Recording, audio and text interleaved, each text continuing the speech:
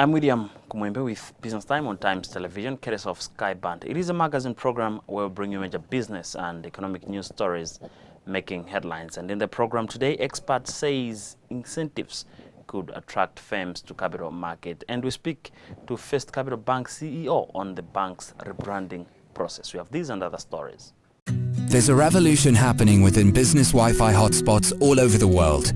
And now with Skyband, your business can be part of that revolution in Malawi. Introducing Skyband Social Wi-Fi.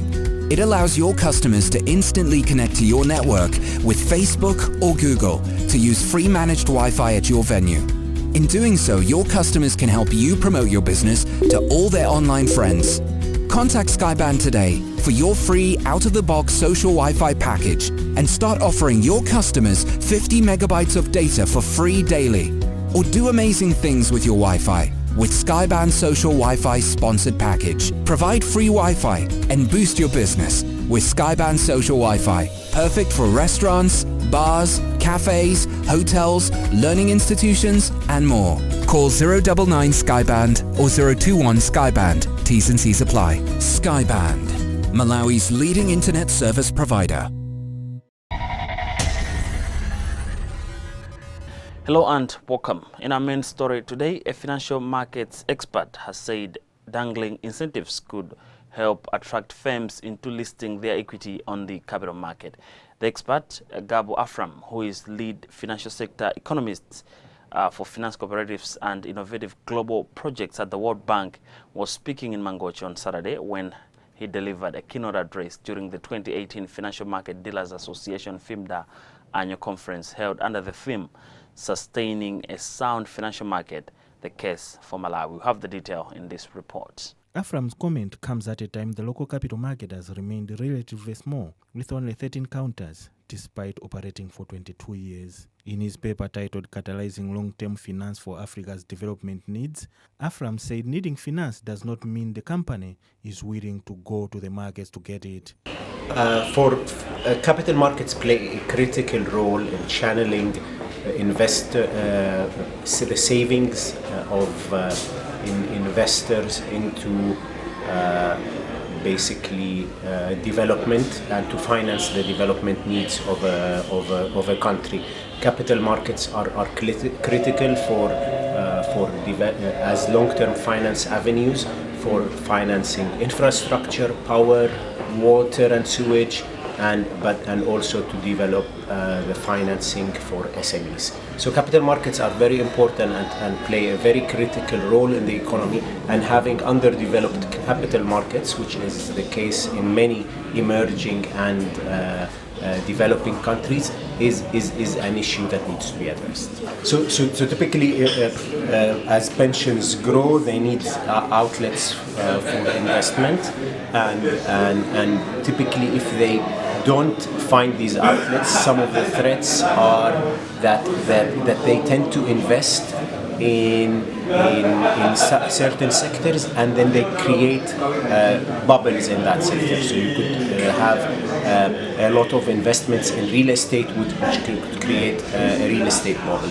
Or if they invest in the stock market and the stock market is thin, then there isn't much free float in the stock market, then they end up driving a bubble also in the stock market that's not deep enough.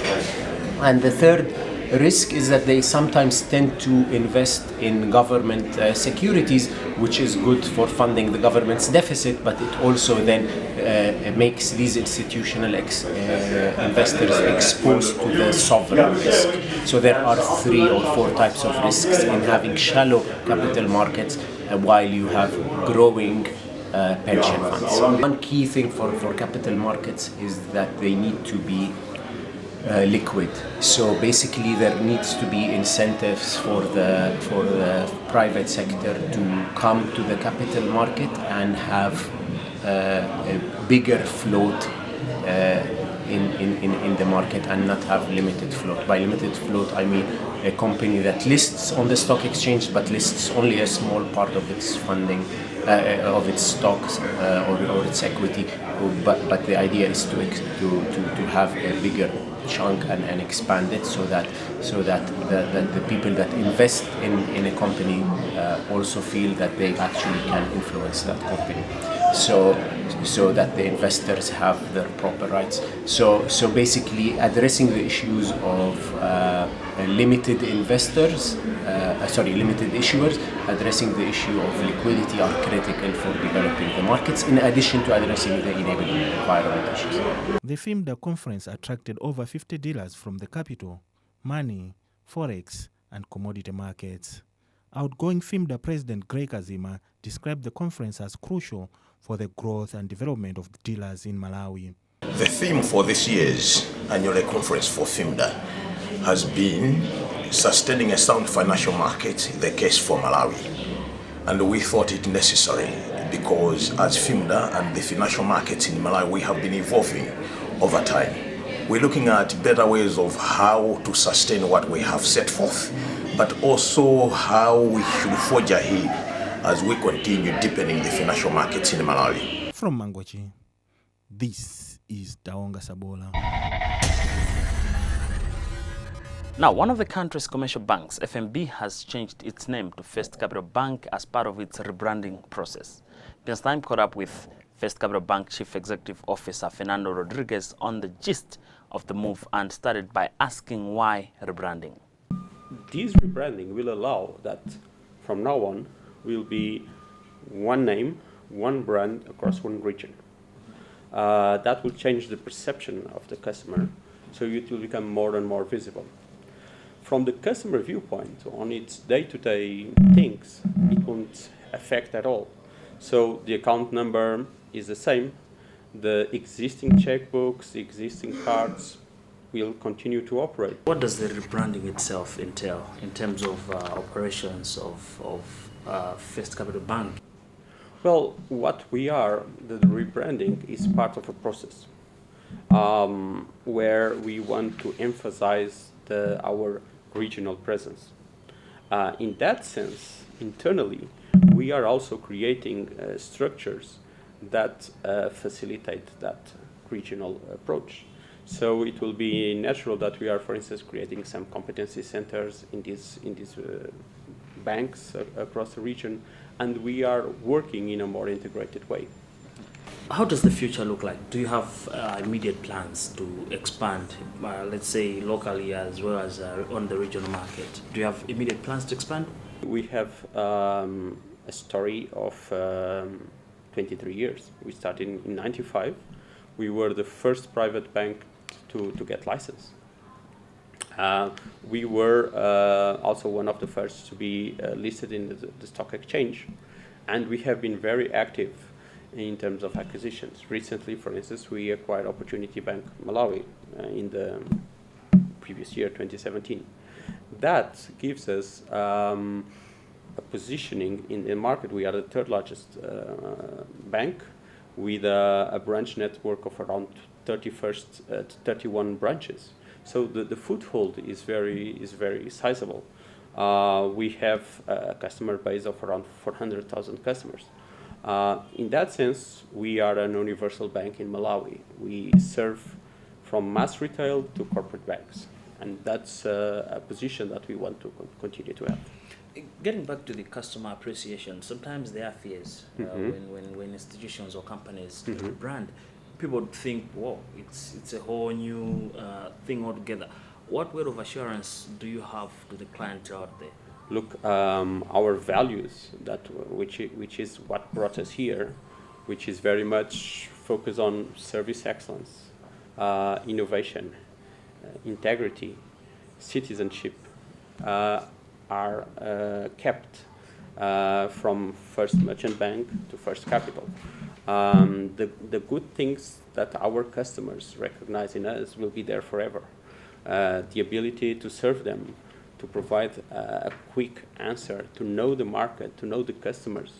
There are people who have been banking with us for 20 years. We know them. That's why they come to us. That will be there always. That doesn't change because we are rebranding. That our customers can be assured. Now, how does the customer stand to benefit from the rebranding process itself as an individual? When you look at the rebrand in Malawi, it's not a major transition. We kept the colors, as I mentioned. The logo is more or less the same with some update.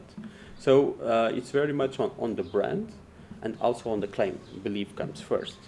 So I don't think it will be a major transition, a major shock to the customers. They will get used to First Capital, like we are getting used to as well. Does the rebranding entail any changes in terms of ownership? Not at all. So no changes in ownership. Mm-hmm. Even shareholding, there is no... No. So the shareholding currently, as you may have seen, the shareholding in First Capital Bank PLC, which is the Malawian entity, is 100% owned by FNB Capital Holdings. Mm-hmm. So which is an entity that is now listed in the Malawi Stock Exchange. So we are a 100% affiliated company of the Mauritius company. How about management structure? The management structure is also not changing. So the way we operate, as I told you, is very much the same. We are just bringing in and creating some more developed and more internalized group structures. Remember, this is Business Time on Times Television with me, William Kumwembe. It is a magazine program where we bring you major business and economic news stories making headlines. Get us off Skyband. We'll be right back.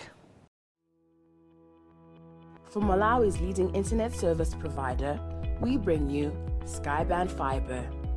Skyband Fiber is ideal for businesses and organizations requiring high-capacity bandwidth and availability. Using GPON technology, Skyband Fiber offers you connectivity that supports the goals and objectives of your business. From selling products and services, issuing invoices, managing payroll, video conferencing and emailing, a reliable internet connection is now a standard requirement. Skyband Fiber offers you a fully managed end-to-end network, higher bandwidth services, improved network uptime, reduced latency, the speed of fiber at the cost of WiMAX. To connect your business or organization, it's as simple as A, B, C. A, agree. B, build. C, connect. Experience the internet like never before. For more information on our fiber rollouts timeline and to view some frequently asked questions, visit www.fiber.mw. Skyband, Malawi's leading internet service provider.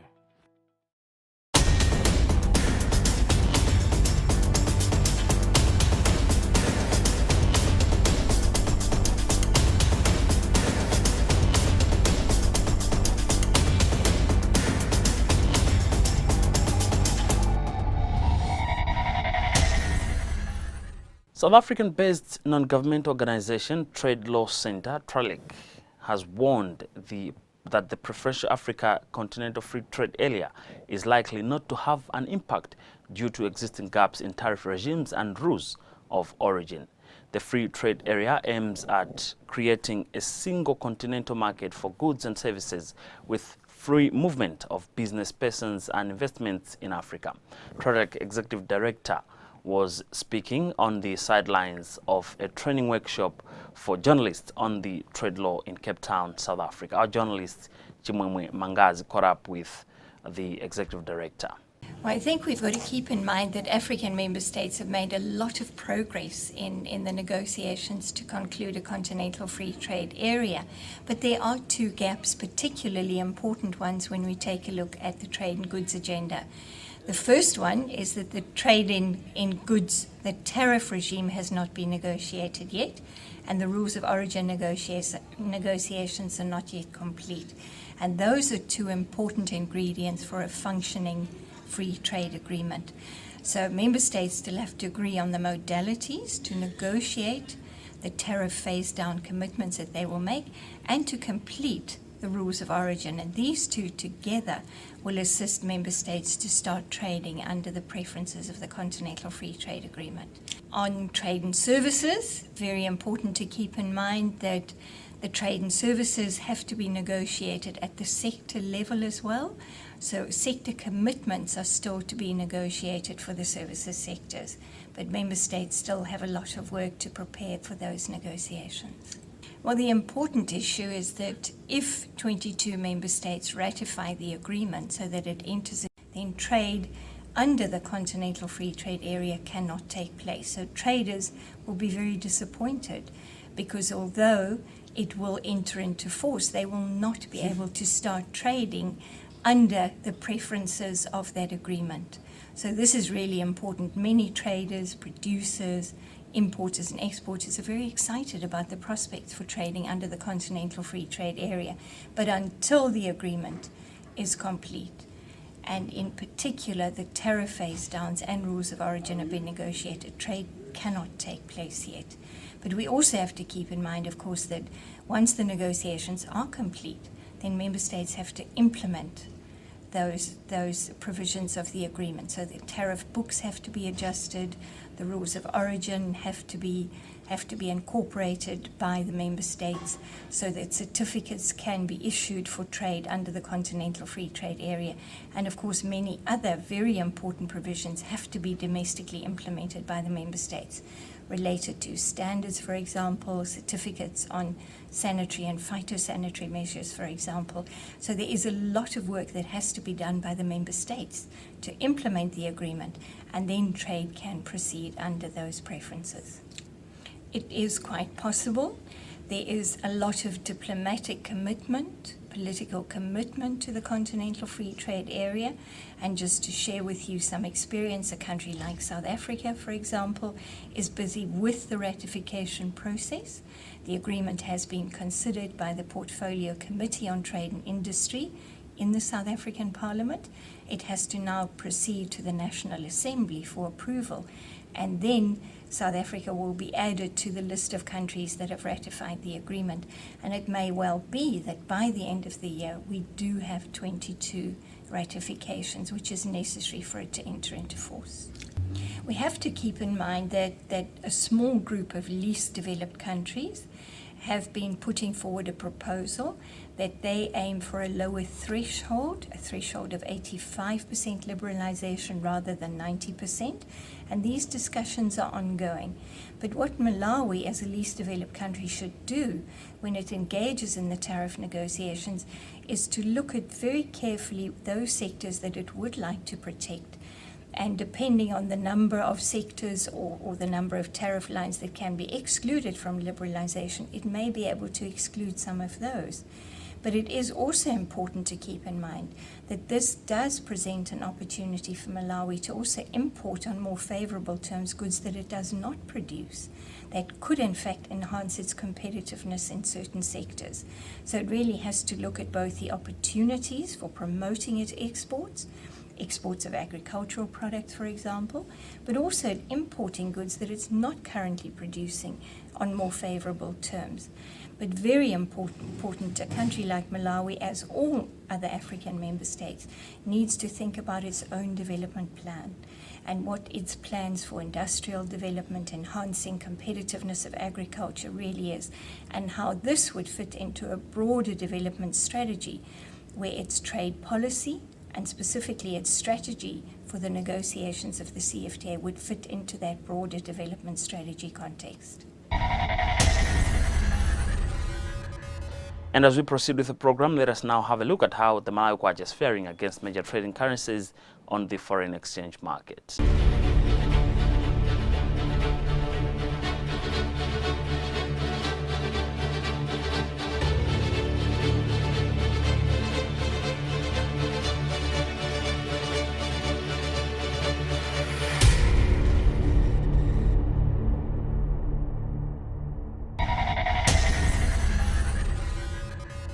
Moving on with the program, FDH Bank on Tuesday donated 2.5 million kwacha to Wealth Creation Forum as a contribution to the second biannual Wealth Creation Forum. The forum is set for next week in the administrative capital Lilongwe. Sharon Chirwa with the whole story. FDH Financial Holdings Head of Marketing and Communication, Levin Kunika, said the donation is a way of showing that growth is possible. As a bank, we believe in making growth possible. As you're aware, our motto is grow with us. So we looked at this opportunity and thought that we should be part and parcel, because as you're aware, we take the lead in financing agricultural entrepreneurs, women entrepreneurs, and indeed other SMEs. So we thought this is a brilliant opportunity to make a financial contribution, to make sure that they engage, share notes, but also they understand the financial solutions we have for the SMEs in Malawi. He also stated that this also helps promote their support for their agro-based clients. Well, it does go a long way, because you're aware that Malawi is agro-based as an economy. Therefore, most of our customers are in that sector, but also most of our solutions facilitate and support people in that space. Therefore, it was very relevant for us to be part and parcel of this important forum. Wealth Magazine Chief Executive Officer Harry Chima said that they are making strides in entrepreneurial leadership improvement. Chima also said the donation from FGH Bank has been received well. I think Wealth Magazine has been received very well. It's been around for the past 3 to 4 years, and I think we are making strides. And this coming Friday, we are conducting the Wealth Creation Forum, which is something that has been birthed out of the Wealth Magazine. So yeah, I think we are doing well. No, it's been received very well. You know, one of the people that inspired me personally is Dr. Mpinganjira. You know, he's an entrepreneur who has been a forerunner in terms of entrepreneurship. And we are very happy that this year they decided to commit 2.5 million towards the Wealth Creation Forum. This year, the forum's international speakers are wealth coach and TNC Wealth CEO Samke Nklongo, Forbes 30 Under 30 Agriculture Championship David Asima, and wealth management expert Greg Stockton. Local speakers include Justice Dr. Chifundo Kachale, Daniel Dunga, and Charles Lipenga. FGH Bank also recently launched a new product, OneClick, as part of its digital products portfolio. The services offered on OneClick include account bulk payments to FGH Bank accounts and other banks, management of multiple FGH accounts, statement and balance checks, checkbook requisition and stop check, funds transfer from FCDA to local accounts, transfers from account to mobile wallet, bill payment, airtime top-up, uploading on beneficiary badge, letter of credit and application, salary processing, bulk payment, cardless withdrawal, instant loan requests, and MRA payments. Reporting for Times, I am Sharon Chirwa. Well, on that note, we've also come to the end of today's edition of the program Business Time, right here on Times Television, a magazine program where we bring you major business and economic news stories making headlines. On behalf of the entire production team, my name is William Kumwembe. But always remember, if it doesn't make money, it doesn't make sense. Bye for now. At Skyband, we offer a variety of products and services to meet your needs and requirements. We have Evo services, which connect to our 4G WiMAX network across Malawi. We offer social Wi-Fi, which allows you to browse the internet using your Facebook and Google accounts on any of our over 150 hotspots nationwide. For our corporate customers, we offer uncapped internet services, corporate MPLS and VPN connections, a state-of-the-art data center, hosted services, Metro Fiber in Lilongwe and Blantyre, and many more. At Skyband, we help you to stay connected, whether at work, in your home, or on the go. Skyband, Malawi's leading internet services provider.